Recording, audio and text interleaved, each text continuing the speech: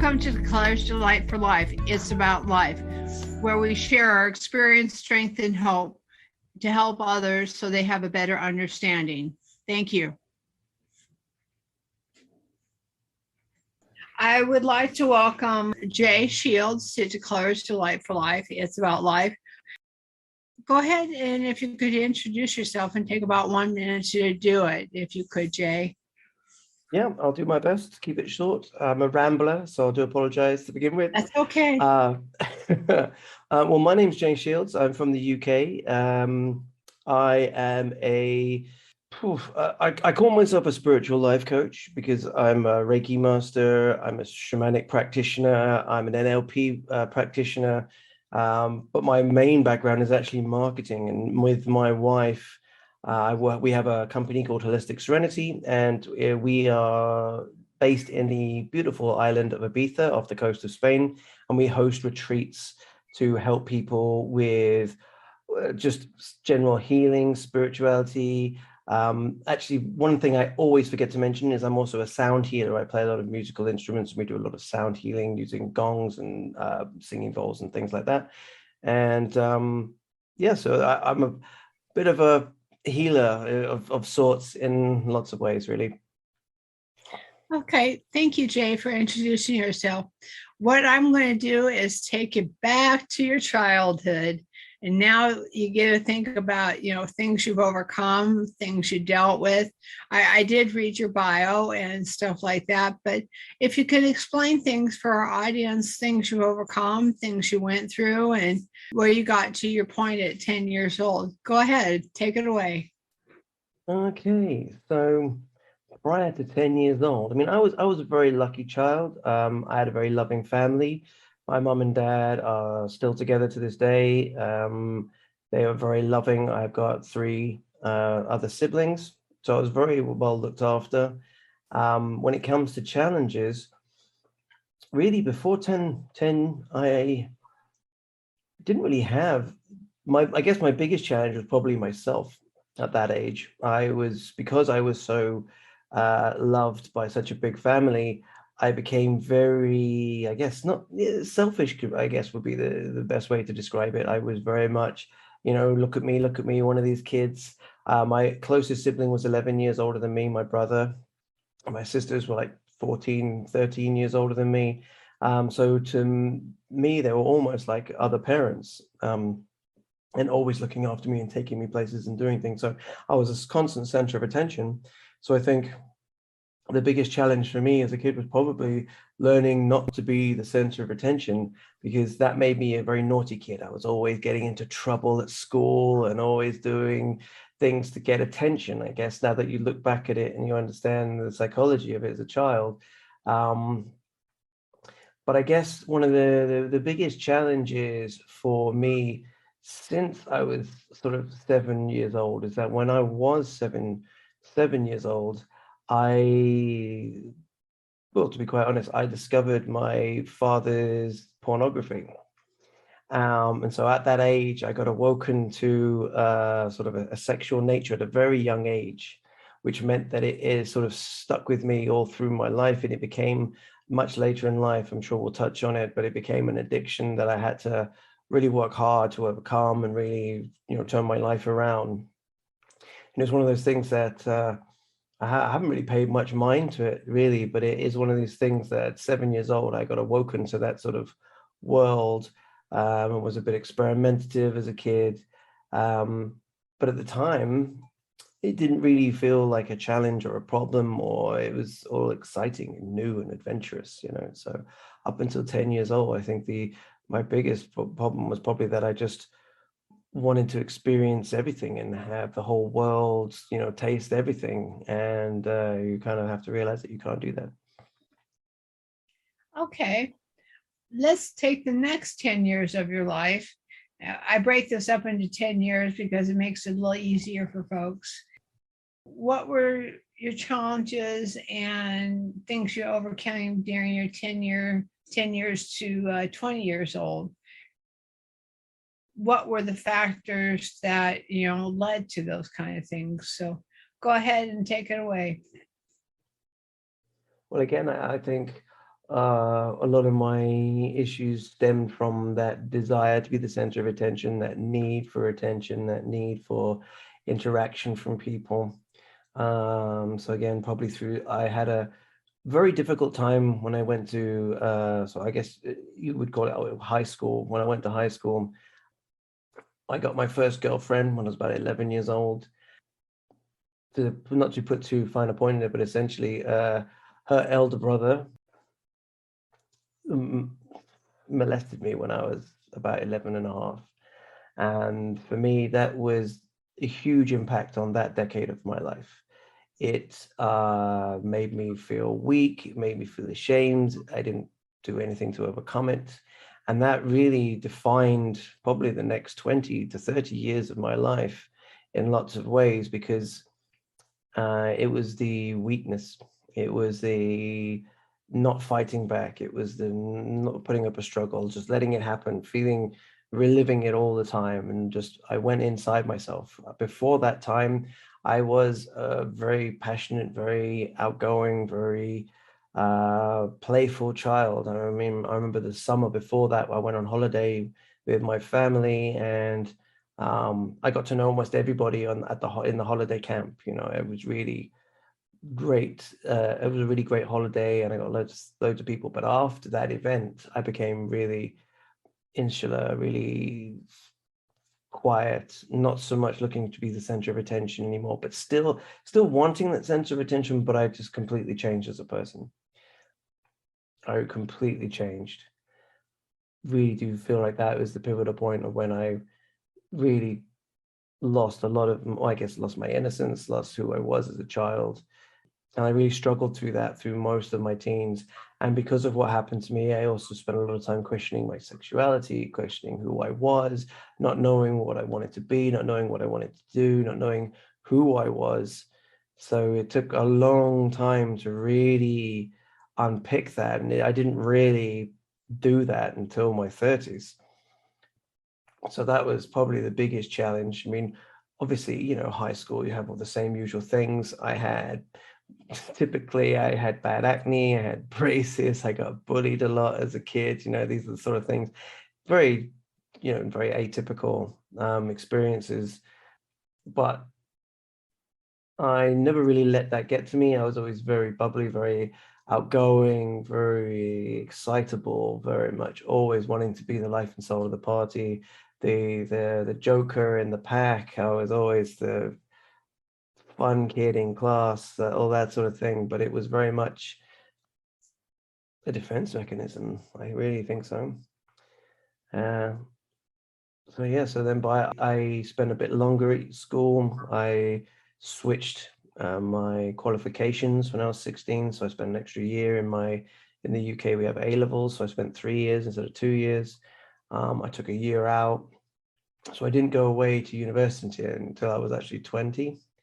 So that was really sort of my 10 to 20. That was my biggest challenge, I think, really, to be fair. If I'm hearing you correctly, you were learning a little bit about self-awareness, if that was correct, and during that time, you were just beginning that journey. Is that correct? Yes, yeah. Yeah, I didn't really self-actualize until a lot later on. I mean, I've always been quite, I did psychology as one of my qualifications at school. So I was very much interested in why people do what they do, why we think what we think, how we do things.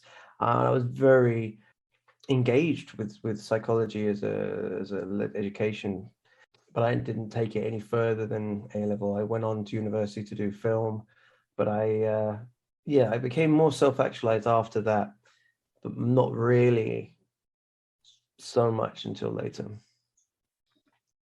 Now we get to deal with your 20s to your 30s. And I know you've touched on some of this already, but you were talking about self awareness and those factors.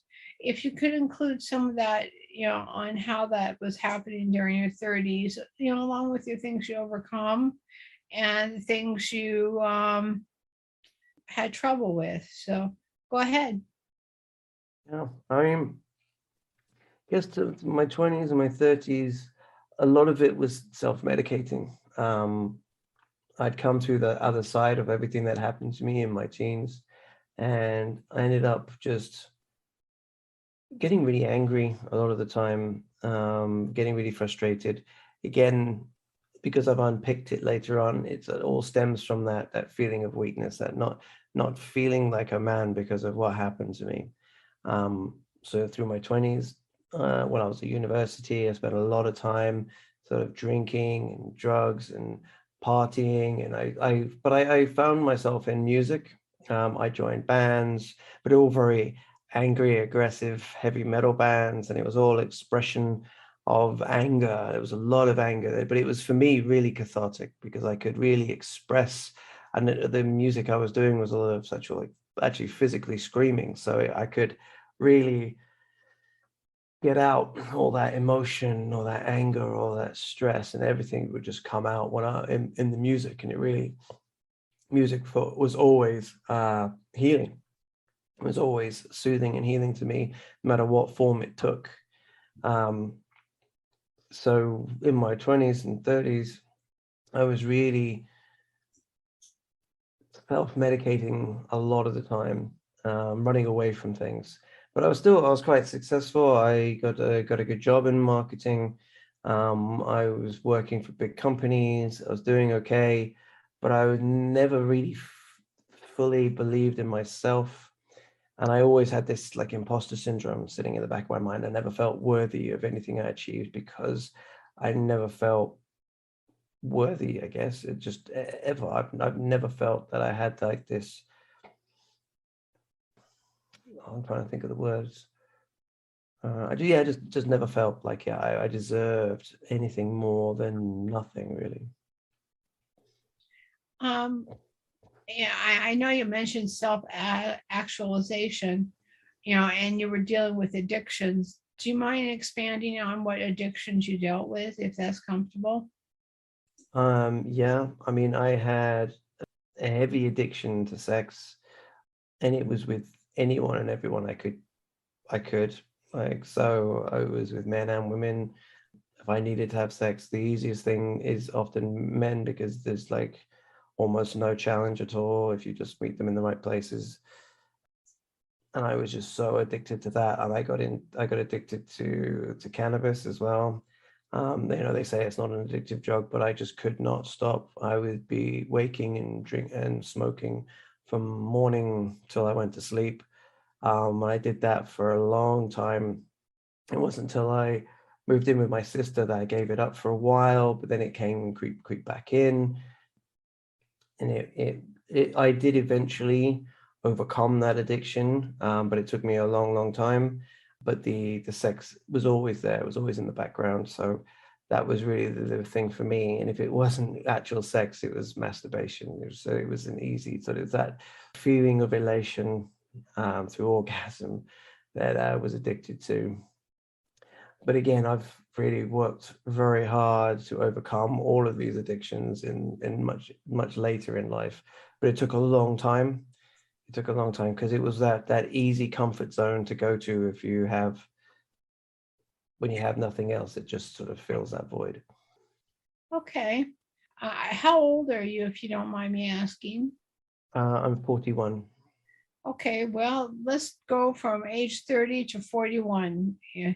So it will include all that early decade. So I'm going to let you talk now and explain things, your self-actualization, your how you overcome your addictions, what brought you to this point to be kind of successful and being a podcaster or any other thing you were able to do. So I think the reason I was able to overcome everything and turn my life around, I mean, I was going essentially when I was in my 30s, I was working in sort of dead end marketing jobs, like low level marketing, communications type roles.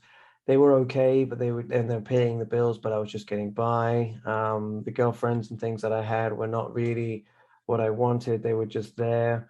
I was just sort of on this treadmill of this is what I should be doing. This is what I should be doing. And basically, I think everything really changed. I know this is going to sound quite corny, but it was when I met my wife. Mhm. She really opened my eyes to a lot of things and really helped me change my life. I mean, she encouraged me to go and seek counseling for everything that happened to me.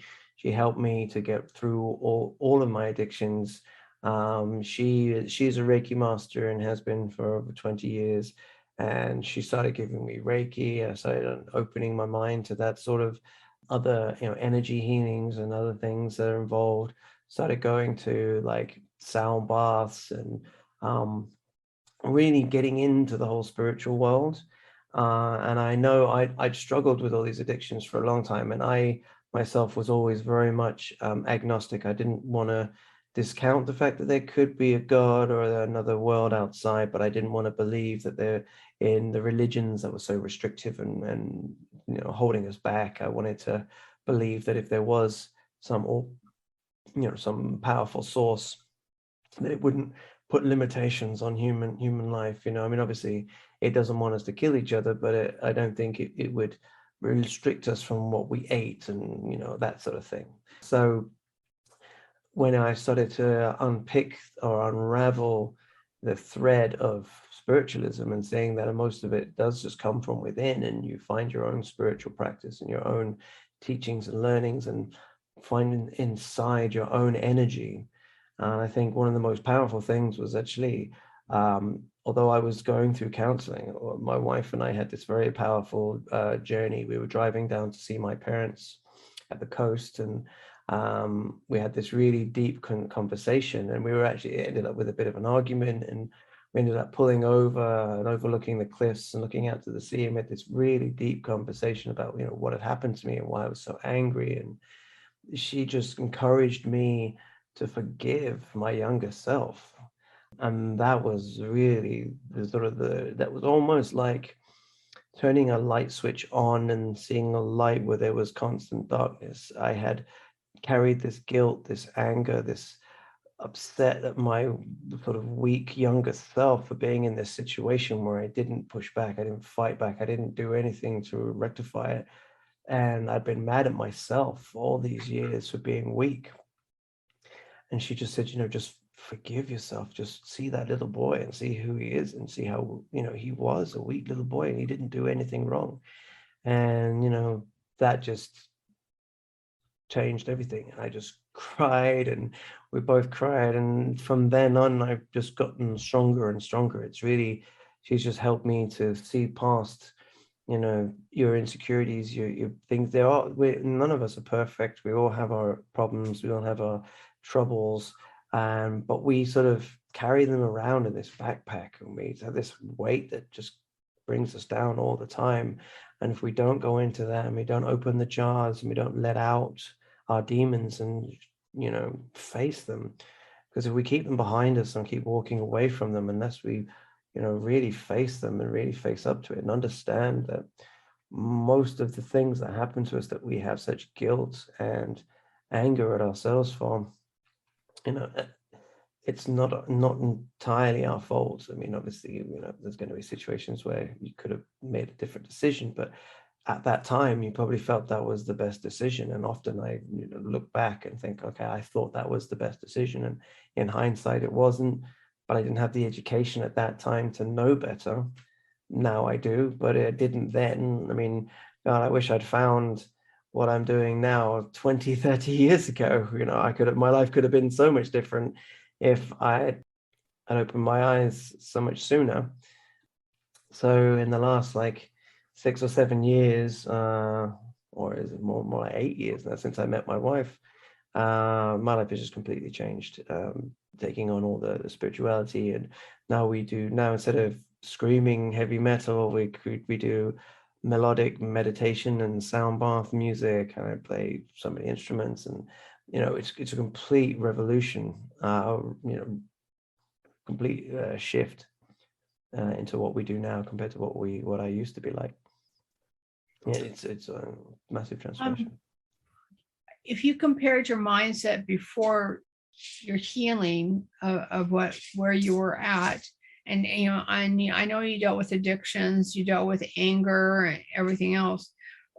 at what particular moment, was it that trip down to the ocean or anything else, that mind shift that made a huge difference, in mind, body, soul, and spirit, and you did a switch and you made life-changing change? So go ahead if you don't mind answering the question. Yeah, I think that's a great question. It's hard to sort of pinpoint the moment, but what I do remember is I actually, my wife encouraged me to quit my dead-end job, move in with her, and I spend some time looking for a good job, an actual job that I would enjoy and that I would love.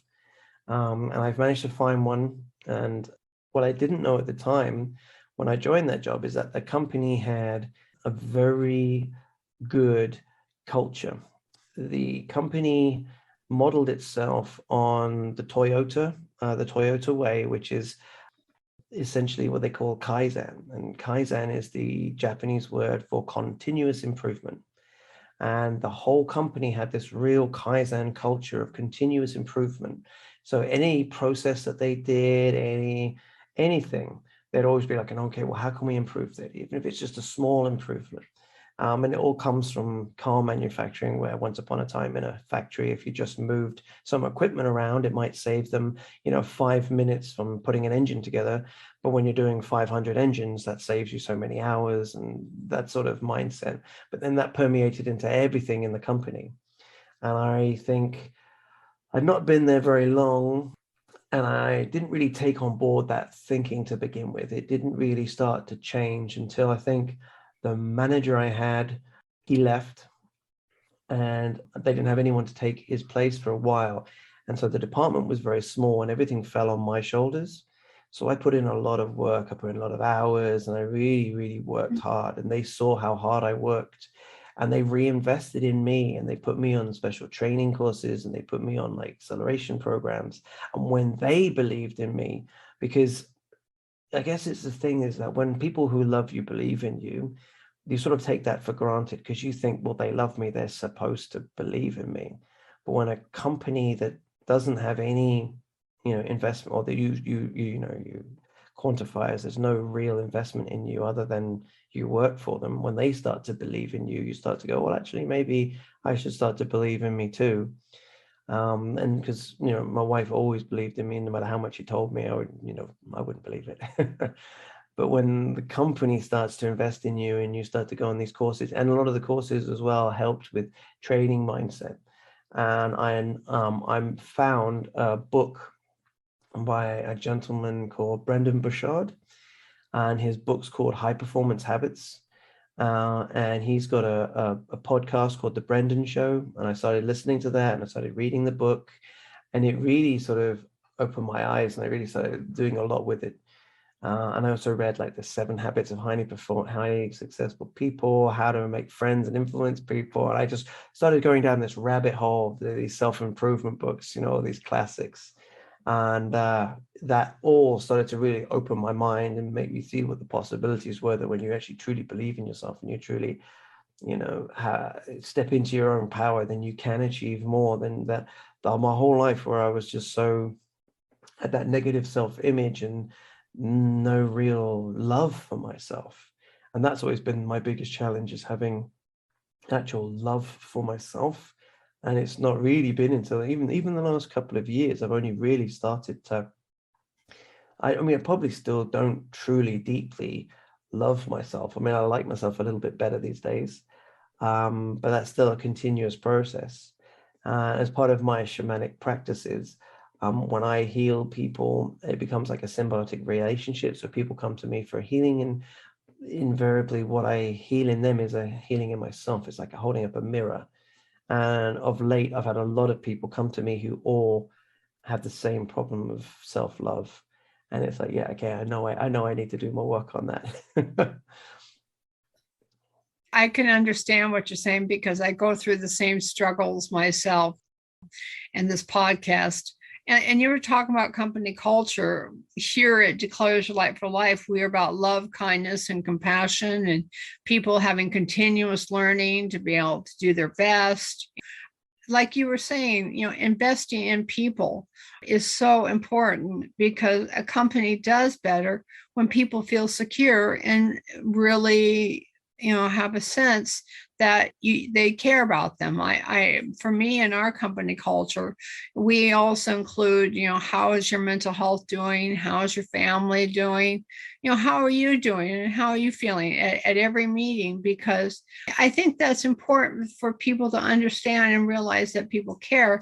I understand you got to draw sand in the line, but I think, from my standpoint, I can definitely agree with you as far as those factors. And some of my own insecurities, and, I call them episodes, as far as panic attacks and stuff like that. I still deal with that, and I'm very open. PTSD, bipolar disorder, anxiety. I've dealt with a lot, abuse, and a lot of issues, and I've dealt with addictions. I was 494 pounds at one time and dropped 360. So food was my addiction. Having struggle makes us stronger. Wouldn't you definitely agree? Oh, 100%. 100%. There's some really lovely sayings that I've heard over my journey. And one of them is a smooth sea never makes a skilled sailor. And it's so true. If your struggles, your pain is your gift, makes you stronger. There's the without having those adversities, you don't grow. You if you stay soft.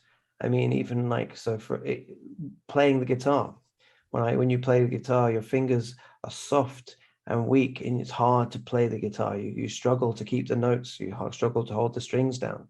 Over time, your fingers toughen and they develop calluses, and then you can play with ease.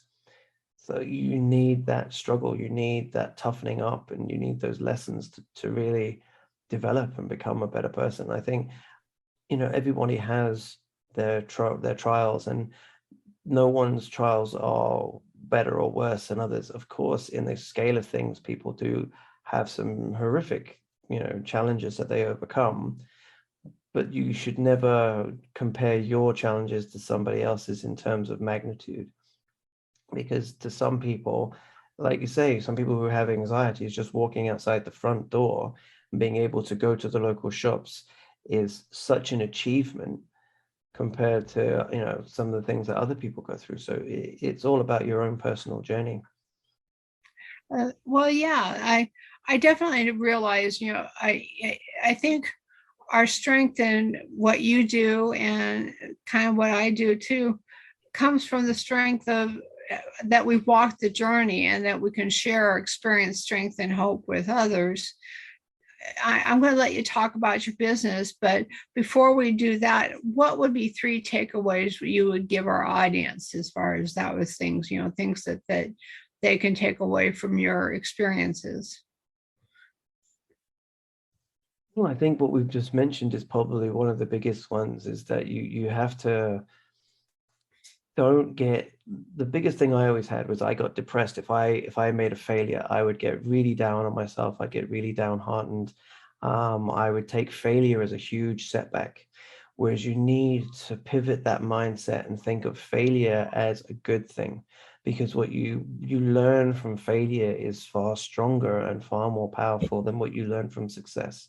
Because a success is sort of, it's like there's a saying that the donkey remembers, but the stick forgets. So that every time the donkey is beaten, it remembers that. But a stick, every time it beats the donkey, it doesn't think about it, because the stick is winning and the donkey is losing in that scenarios. You remember all your failures, and they help you to learn never to do that failure again. But when you're winning and you're doing all these things, they sort of wash over you, and you don't really embrace them or behold them. You just kind of want more and want more and want more. But when you have those failures, they really help shape you, and they really help you to understand the next step. And there's another wonderful saying that I like, is that the master has failed more time than the beginner has even tried. So just the secret I found is just you've got to keep trying. Don't take those setbacks. No matter how bad you are at something, everybody starts somewhere. And that's the other thing as well. I was very much as a child, very quick to pick things up. When I started learning things, I'd be very good at them quite quickly. And if I wasn't, then I wouldn't even try. And now I'm of the mindset that actually, everything takes time. You just got to persevere. And if you have that strength of mind and that strength of character to keep persevering, then the dividends will pay off. Right now, we seem to be in a situation where, because of technology, patience, determination, perseverance seem to be rare commodities, because people want everything now. They don't want to wait for anything. They don't want to have any struggle. I mean, I can't imagine what it'd be like if you gave an internet connection from like 1999 to the kids of today, and they'd be like, "What is this?" Like waiting an hour just for one MP3 song to download or something. It's like they'd have a heart attack. But what I'm saying is that we just need to have that determination. So the key first one is to really take each failure as a win in itself, as a lesson. So that would be one of the biggest things for me. If I'd learned that when I was younger, then I'd be so much better off today. I guess another big take home is to just forgive yourself a lot. Don't stop beating yourself up over every past transgression, every mistake you've made. Don't wear it like a chain around your neck and that you can barely step forward because of all the weight that you've put on your shoulders. We have to learn to just take those chains and cast them off. And yeah, it was a mistake, but again, learn from it. Don't hold on to them. And the same for grudges. Don't hold grudges against people. People make mistakes. And at stressful times, I guess this is the third one, is that everybody makes mistakes, especially people. When you're in a stressful situation, when you're having to think on your feet, when you're having to move fast. I'm the world's worst for if something is really critically time sensitive. I get really passionate, and I can often be a bit I guess forceful in my manner and my speech, but I don't mean it like that. It's just like, we've got very little time. We've got to move quickly. It's now or never. And just learn to take that breath, learn to take that step back, and just to realize that you do have time. So I think those would probably be my three biggest things that I've learned, is to, just forgive yourself a bit more. If what I'm hearing from you is life lessons that you learn, let's see, forgiveness, and then realizing that you're worth something. Is that what I'm hearing is correct? Yeah, definitely. Yeah, forgive yourself, know your worth. Yeah. Okay. Well, why don't you describe your business and what you do with that? And that will be a wrap up. Wonderful. Okay. Well, my wife and I run Holistic Serenity. It's my wife's baby. She started it, and I came along to help with all the marketing. But over time, we've worked together on all our treatments. So it started off as, we are Reiki healers, by energy healers. So people who haven't heard of Reiki, it's like a form of energy healing. You're talking to a Reiki master here. Oh, wonderful, wonderful. So we're both Reiki masters in Usui Reiki. She's also a Reiki master in Angelic Reiki. I'm an Angelic Reiki practitioner. We're also crystal healers. We do sound healing as well. We do, I'm also a massage therapist, and I'm currently training as a yoga teacher, instructor. And we basically mix all our different modalities together, and we offer face-to-face treatments. I also do NLP. So we do a lot of treatments, a lot of healings, a lot of trance meditations. Meditations is a big thing with sound therapy. So we use a lot of meditation techniques within that. And we host events. So we host sound events and things here on the island of Ibiza. And we have people come for private healings. But the key thing that we're focusing on in the years to come is our retreats.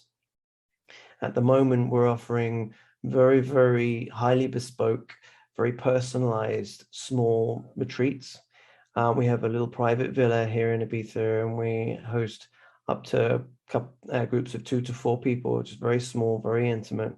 And we just spend a week with you to really dig into your past and your pains and your issues, and use our healing treatments, use our NLP techniques, our life coaching, and then, you know, a bit of yoga as well to help get people a bit energized, and really just spend a whole week of just nourishment. I mean, we use really high vibrational foods, do a lot of high vibrational healings. I mean, the angelic Reiki that we do is really super powerful. My wife, her healing angel is Angel Metatron. So she channels right down from the highest level, and the intuition that she has is just phenomenal. I So on think top of all intuition, of that, not to interject, but I think intuition is a big part of what we do. yes, no, you're very right. You're very right. I think at the moment I'm still sort of learning, and she's been doing it for such a long time. She is just so good at it. I'm always very much in awe of like when she'll have these fantastic treatments and speaks to people, and I don't know. She's just my inspiration. And we also do online training as well. So the other big thing that we're doing is a lot of online training courses. So we do crystal healing training courses. She's currently doing a very powerful sound healing diploma course. We're fully accredited by the IPHM. And I'm just about to also launch a marketing course for holistic wellness practitioners, I'm calling it. So if you're a Reiki master, if you're a yoga teacher, if you're a massage therapist, even, you can use the marketing training that I give to take your business to the next level and basically make sure you're always fully booked. Thank you for coming to Claire's Delight for Life. It's about life. I hope you enjoyed our podcast as much as I did, and I hope you have a great day. I'd love to let you know about a new book coming out, and it's a great help for those who, and including you, to deal with life. It's called Overcoming Depression, Anxiety, PTSD, and Stress. Who couldn't use a book like this? And it's a great program. And the book and audio are going to be made available on Audible and Amazon. We also have we are on all the social platforms, YouTube, Twitter, LinkedIn, and Pinterest, and TikTok, and just about anything else you can think of. With all that being said, we also have some other wonderful books that you can get on Amazon and Audible and on our website too, which is declaresdelightforlife.com. Again, that's declaresdelightforlife.com. And those books are Clutter to Declutter. And another one is 28 Days to Declutter Your Mind. The other one is Secrets to Declutter Your Mind Now. These were written with lots of love and experience, these books, to really help you on your journey in life, because I know, having gone through so much in my life, these are written from the heart to see that you too can succeed despite your situations. And I just want you guys to know that we do have a 180-day guarantee that if any of these don't work for you, you can just email us or at support@declaresdelightforlife.com, and we will refund your money with no questions asked, because we believe that a no questions asked guarantee is the best way to have a great relationship with you. And with that said, you know what? I hope you enjoyed this episode of Declares Delight for Life. It's about life, sharing your experience, strength, and hope.